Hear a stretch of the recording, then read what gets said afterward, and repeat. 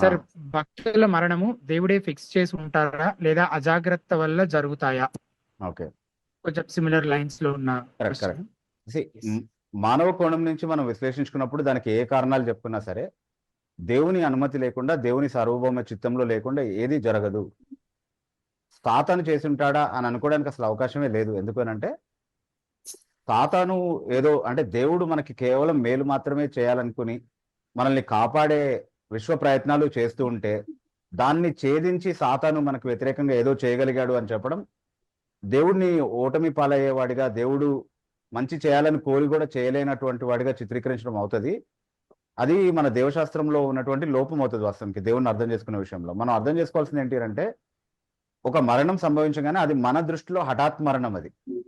కానీ ఆయన ప్రణాళికలో ఆయన ఏ సమయంలో ఏం జరగాలని ఉద్దేశించాడో అదే జరుగుతుంది.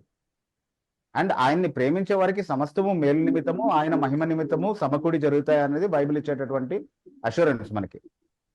కాబట్టి అది ఈ రోజు మనకి ఎంత ప్రతికూలంగా అనిపించినప్పటికీ, మనం అర్థం చేసుకోవడానికి ఎంత ఇబ్బంది మనం పడినప్పటికీ కూడా వాక్యం మనకు ఖచ్చితంగా నిర్ధారణ ఇస్తా ఉంది, ఆ నిశ్చయిత ఇస్తా ఉంది. ఆయన నియంత్రణలో ఉన్నాడు, ఆయన పరిపాలిస్తున్నాడు. ఆయన అనుమతించకుండా మన తల వెంట్రుక కూడా ఒకటి కింద రాలడం అనేది సాధ్యం కాదు. సో అంత మైన్యూట్ గా మన గురించి శ్రద్ధ వహించేటటువంటి దేవుడు, తన విశ్వాన్ని గురించి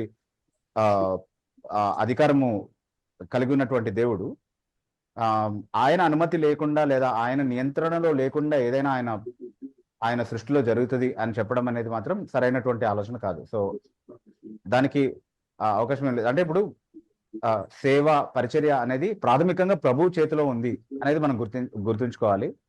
ఒక వ్యక్తిని ఆయన వాడుకొని ఎంతకాలము, ఏ స్థలాలలో, ఏ సమయం నుండి ఏ సమయం వరకు, ఎంత మేరకు ఏ ఉద్దేశాలు నెరవేర్చడానికి వాడుకోవాలి అన్నటువంటి ఒక నిర్దిష్టమైనటువంటి ప్రణాళిక ఆయనకు ఉంటుంది.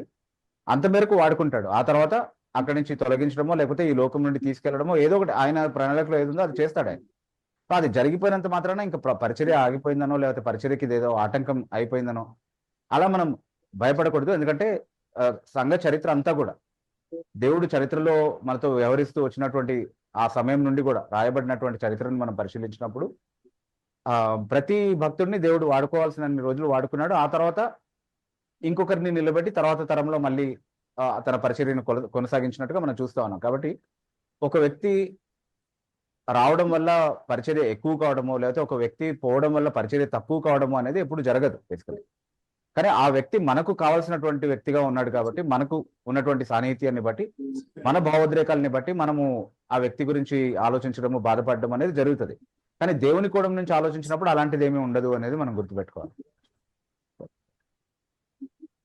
ఓకే బ్రదర్, అర్థమైంది బ్రదర్.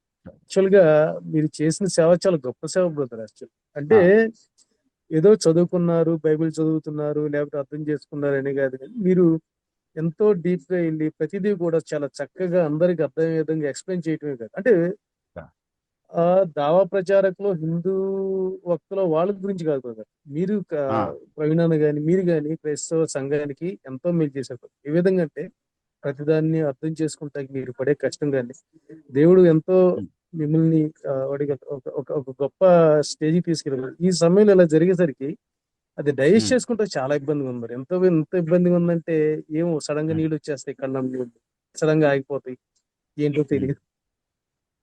అంటే అందరి జీవితాలు అంతే అశాశ్వతమైనది, అంతే తాత్కాలికమైనది అనేది కూడా మనం నేర్చుకోవచ్చు బ్రదర్ ఇందులో నుండి.